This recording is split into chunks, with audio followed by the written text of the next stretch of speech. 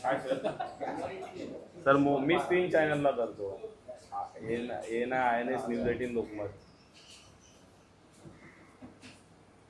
बरोबर 12 आहेत, मी तिथून बोललो.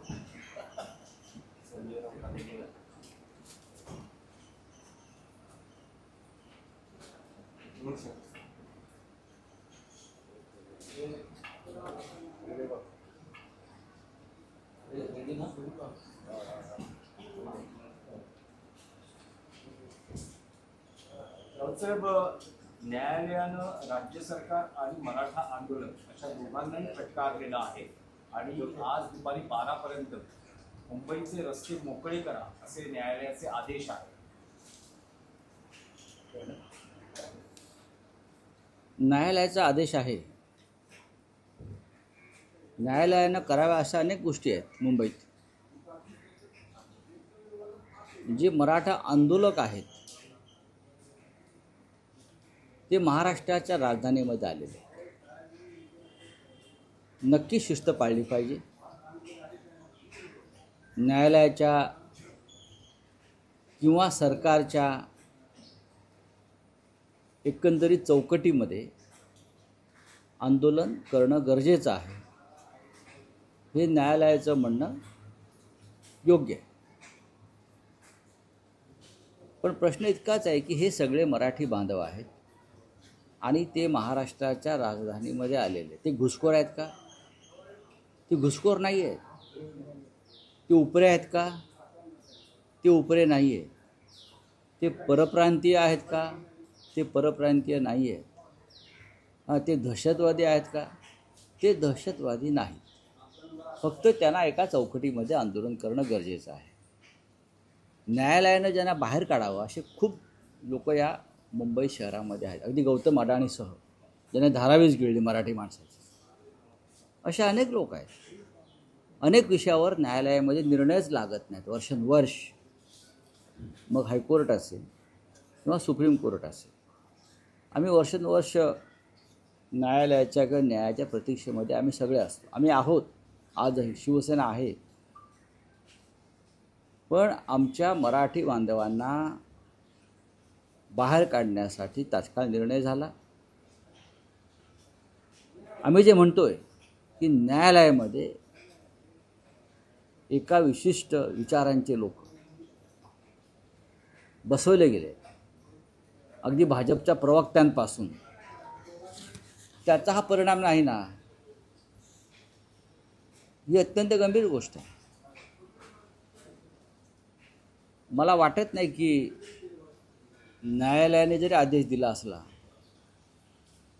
तरी सरकार हे किती ताकदीनं करू शकेल, आणि सरकारने हे करूसुद्धा नाही.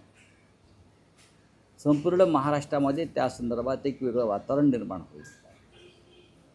काल आझाद मैदानामध्ये हे आंदोलन सुरू आहे. अशी एक सूचना आलेली आहे, मला असं वाटतं बाळा नांदगावकर यांच्याकडून, की त्यांना वानखेडे स्टेडियममध्ये आंदोलकांना एकत्र जागा द्या. वानखेडे स्टेडियम हा ॲक्टिव्ह आहे. वानखेडे स्टेडियममध्ये आपले सामने होतात सध्या. तिथे आपण म्युझियम्स उभारलेले आहेत. परवाच एक म्युझियम झालं. त्यानंतर सुनील गावस्करांपासून सचिन तेंडुलकर, शरदराव पवार यांचे पुतळे उभारले. सातत्यानं तिकडे अशा प्रकारचे क्रिकेटचे कार्यक्रम होत असतात. त्यापेक्षा मुंबईमध्ये ज्या मैदानावर क्रिकेट सध्या होत नाही आणि तिथे फक्त तो श्रीमंतांचा एक क्लब आहे, ते बेबराम स्टेडियम आहे. त्यासाठी ज्याला तुम्ही CCI क्लब म्हणता, ते अधिक योग्य ठरेल. कारण आझाद मैदानामध्ये चिखलामध्ये कार्यकर्त्यांना बसता येत नाही, त्याच्यामुळे ते रस्त्यावर येतात. आणि मग आपले इतर सगळे विधी करतात, बसतात. त्यापेक्षा जर बेबराम स्टेडियमला त्यांना जागा देऊ शकतो, हे मी फार गांभीर्यानं सांगतो आहे. पण तिथे आता क्रिकेटचे सामने होत नाहीत त्या मैदानामध्ये. एकेकाळी व्हायचे. त्यांनी वसंतराव नाईक असताना जो इतिहास आहे, मराठी माणसाच्या दुष्काळग्रस्तांच्या कार्यक्रमाला त्यांनी जागा नाकारली. असा तो क्लब आहे. तिथे आता काहीच होत नाही, फक्त दारू पिण्याशिवाय. तर काही काळ तो क्लब द्यावा जरांगेंच्या आंदोलनासाठी. पण जबरदस्तीनं हटवण्याचा उपक्रम जर कोणी सुरू करत असेल तर महाराष्ट्राच्या मंत्रिमंडळातील स्वतःला जे मराठी किंवा मराठी समजतात त्यांना याचा जाब विचारावा लागेल. आपण आजचं छायाचित्र पाहिलं असेल, उपसमितीच्या बैठकीचं छायाचित्र आहे. मुख्यमंत्री, उपमुख्यमंत्री राधाकृष्ण विखे पाटील, शिवेंद्रराजे भोसले, त्यांच्या चेहऱ्यावरती अजिबात गांभीर्य नाही. असं जसं काजू बदाम खाताना फोटो आहे. लोक उपाशी आहेत बाहेर. हे या सरकारचं या आंदोलनाबाबतचं गांभीर्य आहे. या जातीला त्या जातीविरुद्ध उभं करायचं, त्या जातीला त्या जातीविरुद्ध उभं करायचं, कोर्टामध्ये माणसं पाठवायची, अराजक निर्माण करायचं, हे या सरकारचं काम. केंद्र सरकारनं हस्तक्षेप करावा आणि आवश्यक ती घटना दुरुस्ती करावी, असा हा विषय आहे. एक लक्षात घ्या, शेतकऱ्यांनी जेव्हा आंदोलन केलं दिल्लीच्या सीमेवर 2 वर्षाच्या पेक्षा जास्त काळ, तेव्हा त्या आंदोलनापुढे सरकारला झुकावं लागलं आणि 3 काळे कायदे मागे घ्यावे लागले नरेंद्र मोदींना. हे आंदोलन त्याच प्रकारचं आहे. आणि या आंदोलनाच्या संदर्भातसुद्धा सरकारला एक विशिष्ट घटना दुरुस्ती करून ओबीसी समाज, मराठा समाज, धनगर समाज या सगळ्यांना त्यांच्या आर्थिक निकषावर, आर्थिक दुर्बलपणावरती आरक्षण देण्याचा विचार करावा लागेल. पण परत सांगतो, आंदोलकांवरती जबरदस्ती करून त्यांना बाहेर ढकलण्याचा प्रयत्न केला तर महाराष्ट्र ऐन गणपतीमध्ये विस्कळीत. राऊत साहेब, तुम्ही म्हणालात की ब्रेबॉर्न स्टेडियम उपलब्ध करून द्यावं, पण काल न्यायालयानं वानखेडे किंवा ब्रेबॉर्न स्टेडियम उपलब्ध करून देण्याची मागणी यापूर्वीच फेटाळलेली नाही, त्यांना फेटाळायला काय झालं? मागणी करताना काही तुम्हाला भान आहे का? आम्हाला भान आहे ना. जर ग्राउंड्सना ऐतिहासिक संदर्भ आहे. नाही, मग मुंबईच्या उच्च न्यायालयातसुद्धा ऐतिहासिक संदर्भ आहेत. आतापर्यंत एखाद्या पक्षाचे प्रवक्ते त्या उच्च न्यायालयाच्या खुर्चीवरती कधी विराजमान झाल्याचं आम्हाला दिसलं नव्हतं. अधिकृत प्रवक्ते बरं का. मराठी माणसालाच भान आहे इथे. ही मुंबई मराठी माणसाची आहे आणि त्या संदर्भात उच्च न्यायालयानं भान ठेवणं गरजेचं आहे. हे मी उच्च न्यायालयाचा सन्मान आणि आदर माझ्या मनातला कायम ठेवून सांगतो. ज्या उच्च न्यायालयामध्ये भाजपचे प्रवक्ते, एका विशिष्ट विचारांचे मुख्य प्रवक्ते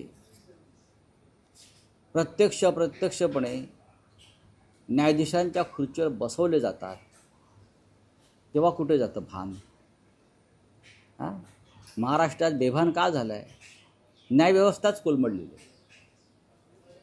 न्यायव्यवस्थेवरती जो काल निर्णय दिलेला आहे हे न्यायालयाचं कामच नाही. हे सरकार आणि आंदोलकांमधलं काम आहे. मी यापूर्वी सांगितलं आहे, महाराष्ट्राच्या मुख्यमंत्र्यांनी या उपसमित्यांच्या बैठका घेऊन काजू बदाम बिस्किटं खाण्यापेक्षा या राज्यातल्या प्रमुख विरोधी पक्ष नेत्यांना एकत्र आणलं पाहिजे. माजी मुख्यमंत्री आहेत त्यांना एकत्र आणलं पाहिजे, त्यांच्याशी चर्चा केली पाहिजे आणि त्यानंतर जरांगेंशी चर्चा केली पाहिजे. महाराष्ट्राच्या मुख्यमंत्र्यांनी त्यांच्या संपूर्ण कॅबिनेटसह आझाद मैदानावर गेलं पाहिजे, विरोधी पक्षांच्या नेत्यांसह, आणि जरांगेंशी चर्चा करून हा विषय संपवायला पाहिजे. हा विषय न्यायालयाच्या अखत्यारीत येत नाही. जे विषय न्यायालयाच्या अखत्यारीत येतात त्याच्यावर न्यायालय निर्णय देत नाही. 2-2, 3-3 वर्ष सुप्रीम कोर्ट, हायकोर्ट फायली दाबून ठेवत आहे निर्णयाच्या. हा निर्णय हा सामाजिक विषय, हा महाराष्ट्रातल्या मराठी माणसाच्या एका विशिष्ट घटकाच्या जीवनमरणाचा प्रश्न आहे. मग न्यायालयानं निर्णय द्यावा, घटना दुरुस्ती करा म्हणून सांगावं. फक्त रस्ते खाली करा हा न्यायालयाचा अखत्यारीत विषय येतो का नाही? घटना पाहावी लागेल. नवीन न्यायसंहिता जी मोदींनी निर्माण केली आहे, संविधान म्हणत नाही, मोदींनी जी एक नवीन न्यायसंहिता निर्माण केली आहे त्यात पाहावं लागेल काय म्हटलं आहे ते. बोलिये.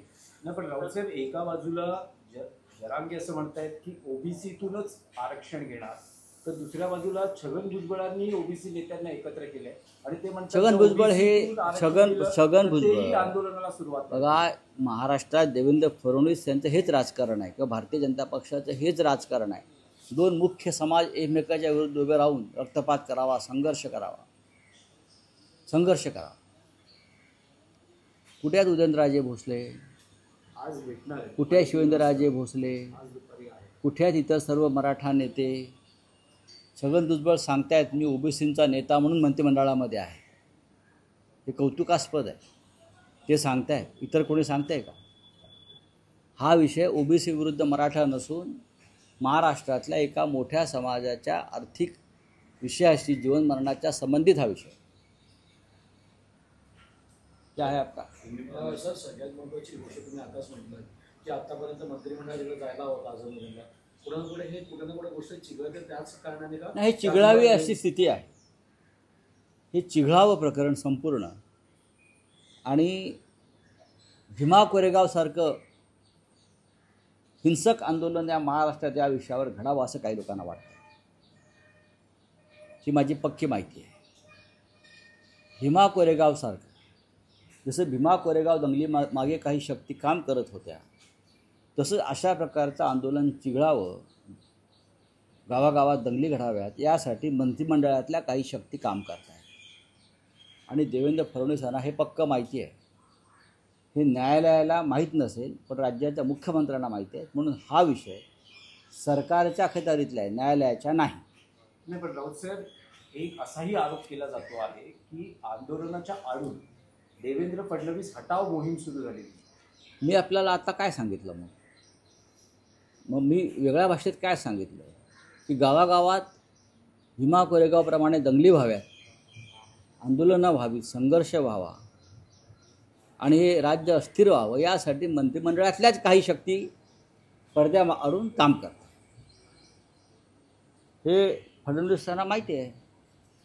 फडणवीसांनी आपल्या घरामध्येच आग लावली आहे, शिवसेना फोडून, आम्हाला फोडून. त्यांना आता कळेल की त्याने किती मोठा गोंधळ या राज्यामध्ये घालून ठेवलेला आहे आणि स्वतःच्या बुडाला कशी आग लावून घेतलेली आहे. नाही, पण मंत्रिमंडळातल्या काही शक्ती आहेत असं म्हणतात, त्या त्यांच्या पक्षातल्या आहेत की त्यांच्या मित्र पक्षांमध्ये? नक्कीच त्यांच्या मित्रपक्षातल्या आहेत. नक्कीच त्यांच्या पक्षामध्ये थेट नाव घेऊ शकतात. मी घेईन ना नाव. आणि नाव घ्यायला कशाला पाहिजे? नाव कशाला घ्यायला पाहिजे? अजिबात नाही. या आंदोलनाच्या आडून काही लोक आपल्या राजकीय पोळ्या भाजण्याचा जर प्रयत्न करत असतील, न्यायालयानं ते सुद्धा गांभीर्यपूर्वक पाहावं लागेल. आणि सरकारनं खास करून अमित शहानी पाहावं लागेल. कारण अमित शहांच्या पाठिंब्याशिवाय ती व्यक्ती हे सगळं करू शकत नाही. याचा अर्थ देवेंद्र फडणवीस यांना अडचणीत आणण्यासाठी दिल्लीतल्या भाजपातून एक मोठा गट प्रयत्न करतो. ठीक है, चलिए. सर, जो है भारत में केंद्र ने नया बिल पारित किया है आज से 1 सितंबर 2025 से कि जो भारत में अवैध तरीके से लोग आ रहे हैं उनके ऊपर जो कार्रवाई की जाएगी, उनको रिपोर्ट करना पड़ेगा. अच्छी बात है ना. किसी भी देश की सीमा पार करके कोई इलीगल इमिग्रेंट्स आता है तो उसको बाहर निकालना ही चाहिए. प्रेसिडेंट ट्रंप हमारे भारतीय लोगों को जंजीरों में बांध कर यहाँ भेजता है. तो मुझे मोदी जी से आह्वान है कि यहाँ भी अगर कोई अमेरिकन होगा इलीगल रहता है तो उसको भी इसी तरह से जंजीर में जकड़ कर अमेरिका में भेज दीजिए. सर, बिहार विवाद पर विपक्ष को बढ़ा देता और ये दिखाई दे रहा है आपत्ति और दावे दर्ज करने समय सीमा में बढ़ोतरी सुप्रीम कोर्ट ने इनकार कर दिया है. कैसे देखते हैं?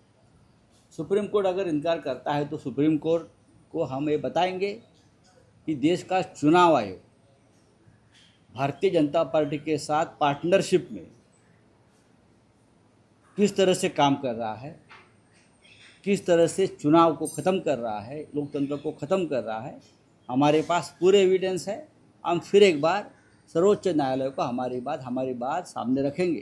सर, मुंबई में जो है कोर्ट ने अभी आदेश दिए, किस प्रकार से देखते हैं मुंबई खाली करने का आदेश दिया है? मुंबई खाली नहीं हो सकती ना.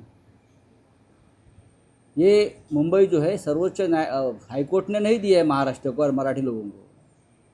ये मुंबई 106 जो शहीद हो गए मराठी हमारे, और हजारों लोग आंदोलन में आए थे, लाखों लोग, उसके बाद ये मुंबई महाराष्ट्र को और मराठी मानुस को मिली है। तो महाराष्ट्र की सरकार तय कर सकती है। हाईकोर्ट के कंधे पर बंदूक रखकर अगर आप गोली मारोगे तो महाराष्ट्र में बहुत बड़ा संघर्ष हो जाएगा।